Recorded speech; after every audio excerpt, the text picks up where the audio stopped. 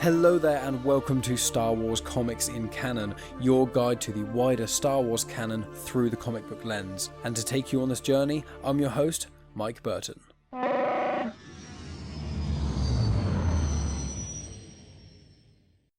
So this week I want to talk about Captain Phasma. Now Captain Phasma does have her own run of comics. It was a comic mini-series and it was in the Journey to the Last Jedi run, which is essentially books and comics that are released before a film. I spoke last week about Shattered Empire, they did the Journey to the Force Awakens, and this week is the comic for the Journey to the Last Jedi. Now, as well as talking about the comic itself, I did want to also delve into Captain Phasma's history a little bit. So I'm going to be using some of the information that's in the Phasma book that was also released in the Journey to the Last Jedi run of media. So there will be minor spoilers for the book, but I'm not giving too much information about the book because I highly recommend people go check it out. So first of all, just a bit of information about the comic run itself. The writer of the comic series was Kelly Thompson, the artist is Marco Checchetto, and the colourist is Andres Mossa. Issue 1 was released on the 6th of September 2017, and the fourth and final issue was released on October 18th, 2017. To confirm, this was all out before The Last Jedi. As I said, it's in the Journey to the Last Jedi as a sort of plot hole filler in some sense. So what I'll do is I'll discuss the sort of contents of the comic and how it relates to certain other aspects. Then after that I'm going to do the bio of Captain Phasma, give a bit more information about her and things, and then we'll kind of go from there. So this comic basically picks up where we last saw Captain Phasma. In The Force Awakens, we saw Han and Finn capture her, get her to lower the shields on Starkiller Base, and then basically say they're going to chuck her in a garbage chute. So this one follows off of her being in the garbage chute. She basically escapes without too much issue, and then she's in Starkiller Base watching things kind of explode all around her. And the first thing she does, she goes over to the data terminal, she wipes any history of her being the one who actually lowered the shields of Starkiller Base, and then she checks to see if anyone saw that data. She finds out that only one person has actually seen the data showing she was the one to lower the shields. It is a First Order officer called Sol Rivers, and she basically decides to track him down.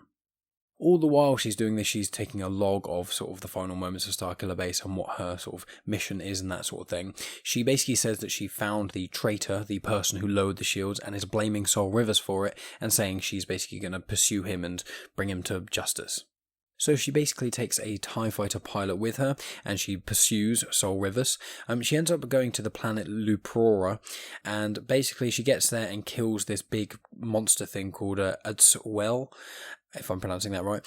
And essentially she does that, gains respect from the locals, and then basically they say to her, oh, Sol Rivers is in this place over here, but he's being held captive by these other beings, essentially. These beings are like monster things. They're kind of called Rora.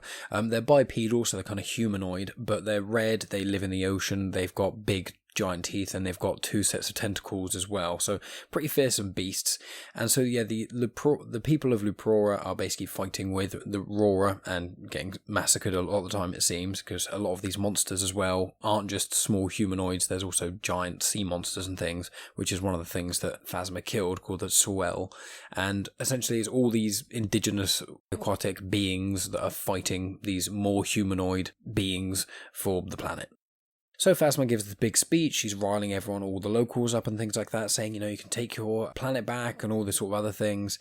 And then she speaks to the TIE fighter pilot who says, you know, oh, that was really great, you did a fantastic job there. And she was like, what are you talking about? And she was like, well, you know, you've really given them hope, it's really cool. And she's like, I don't care about these people. I just need them to fight this war to basically so we can slip in and get this traitor Sol Rivers. So that's basically what they do. Phasma and the TIE fighter pilot run in there, they start fighting some of these sort of creatures. Then the locals all come in and then start fighting as well and making it a bit more even. Then Phasma, the TIE fighter pilot, sneak off essentially. Phasma thinks she sneaks off without the TIE fighter pilot following. Phasma finds Sol Rivers, basically says you need to confess to your crimes. He says, what crime are you talking about? I know that you were the one who lowered Starkiller Base. And as soon as he says that, she shoots him. As soon as she does that, basically the TIE fighter pilot overhears it. It's like hiding behind a rock and kind of sees it happen, half hears it happen. TIE fighter pilot is freaking out, wants to hide and make sure that Phasma isn't aware she saw it. Phasma goes back to the ship that they got there on. The TIE fighter pilot meets her there, essentially. Phasma doesn't seem to know that the TIE fighter pilot actually saw her witness the murder of Sol Rivas. And when they get back to the ship, essentially, Phasma shoots this little BB unit that had been with them. There's like a stowaway on the ship. She kills the TIE fighter pilot as well, saying that she wants no loose ends of any kind. And that's essentially where it ends. As I said, I didn't want to get into too much detail because the comic is a great read, 4-part miniseries, or you can buy the collection now in like one graphic novel set. So I'd really recommend reading it. It's a really cool addition to the character Phasma, who doesn't get enough screen time in The Force Awakens or The Last Jedi. But it's a really good little plot hole filler in a sense of, how does she get out of not only the garbage chute, but also how does she get off Starkiller Base, as well as, how come she didn't get punished for reducing the shields on Starkiller Base? Well, she framed someone else and killed them, and killed anyone who went with her. So you can see that how much of a brutal person she is just from that in itself. Now, just before jumping into Phasma's bio and things, I thought I'd give a few little bits of trivia facts and things about Starkiller Base, as seen in The Force Awakens.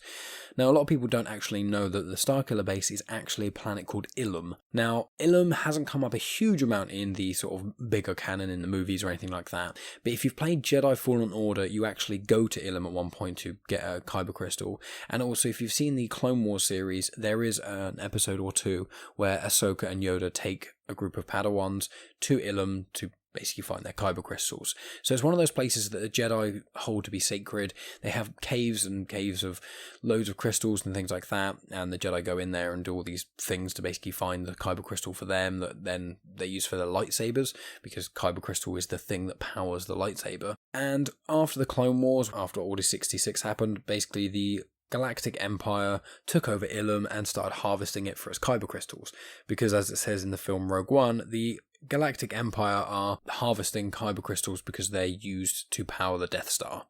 Another place that they go is called Jeddah in Rogue One. That's the place where they're getting the Kyber crystals the most. That's where Jyn Erso goes with Cassian and K2SO. So Jeddah is a place where you could have got Kyber crystals, as well as Ilum, before Order 66 and the Galactic Empire took over. After it had been harvested and things, it had been left in quite a state, Ilum had, after it had been harvested for the Kyber crystals to make the Death Star. And then when the Empire basically kind of died off a bit, the First Order retreated, into the unknown regions. The Ilum is in the unknown regions, and First Order eventually made a base there. And because of where it had already been harvested and a lot of the crystals had already been taken out of it, it was quite ideal as a planet to be able to sort of terraform further, add a huge base, and then, make it into this giant planet superweapon. So I'm going to go into the bio of Phasma a little bit now. As I said, there will be some light spoilers for the book Phasma, but if you read the book Phasma, there's so much content in there, then you're going to be more than happy with what's been said in this, because it only sort of scratches the surface of the depth it goes into. So I couldn't find the exact birth year of Phasma anywhere, and I was pretty certain I didn't know it, and then I looked online a bit more, and it doesn't appear to have been said, so it's anyone's guess. But essentially, she was born on the planet Parnassus.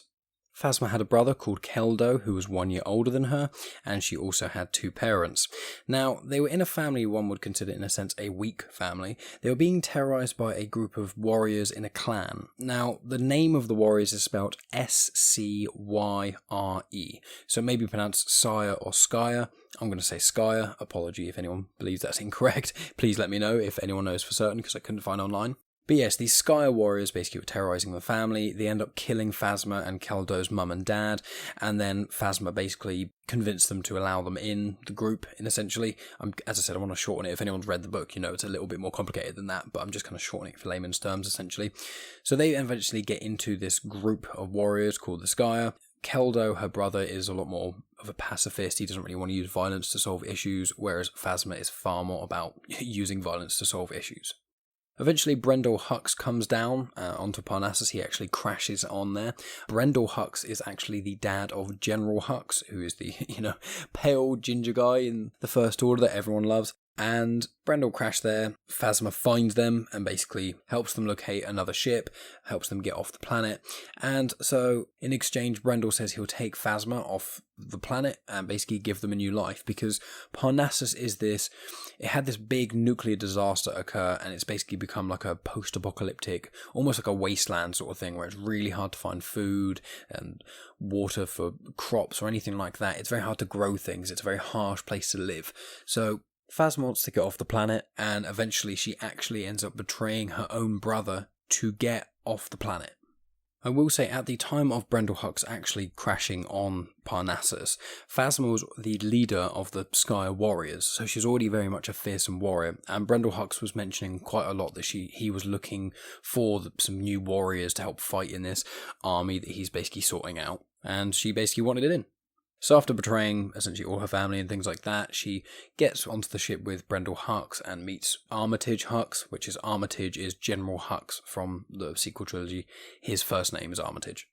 She then slowly became more in charge of the sort of stormtrooper training programs, because Brendel Hux was actually instructed to sort out the next era of stormtroopers and start sorting out a lot of the sort of brainwashing stuff that was going on with the children, collecting them from a young age and kind of training them and things.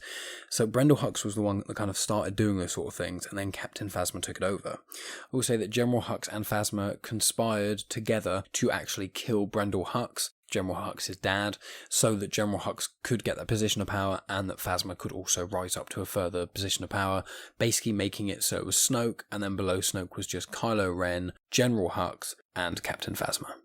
A little thing to add here is that General Hux absolutely hated his dad, Brendel Hux. He was basically a bastard child, so that was already bringing shame upon the Hux family. And then Brendel also verbally and physically abused his son, Armitage, for a very long time throughout his childhood. So Armitage/General Hux basically got his revenge by getting Phasma to kill him and getting rid of any evidence they thought of that actually happening. But there's a lot more detail of that in the Phasma book and things like that. The last thing I'll say about Phasma is actually about her armour. Now, her armour is chrome, and obviously out of universe, they probably did it because it just looks really cool to have a stormtrooper with shiny armour, but in universe it's actually made of chromium.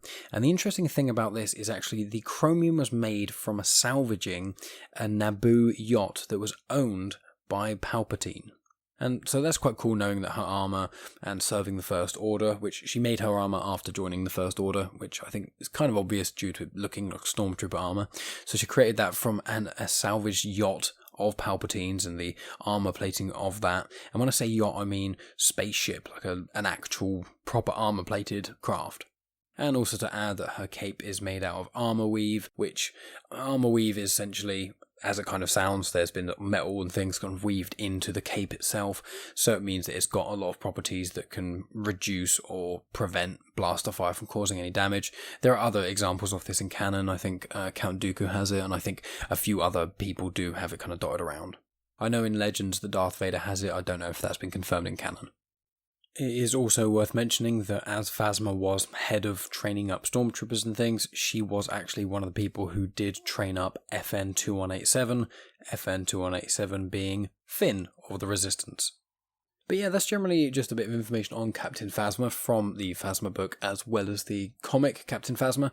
I think they go well really together because it shows how Phasma is just completely ruthless, is willing to kill basically anyone who stands in the way of her, which her core drive is basically survival. And it says it towards the end of this comic where she basically says that's the number one thing, is just survival. And from growing up on a planet like Parnassus, which is obviously very hard to live in and very harsh conditions, she obviously had to learn that quite quickly. And then the events throughout her life, kind of every time she needed to make a harsh decision, it did benefit her. And so that explains also why in Starkiller Base, why someone who was so high up was so willing to just lower the shield just for two people, instead of, if you're a true martyr, you would never do that to them. But she's all about survival and self-preservation above all else. And this comic shows that a lot more. It's a really, really good comic. It's one of my favourite mini-series comics that I've actually read thus far. I would say that my favourite is still the Rise of Kylo Ren comic, but this one does go very nicely with the sequel trilogy. Now, I thought I'd give you guys just a little insight on what I've kind of thinking I'm going to do over the next coming weeks. I was thinking of next week doing a double feature of the Storms of Crate one-shot comic and the DJ Most Wanted comic.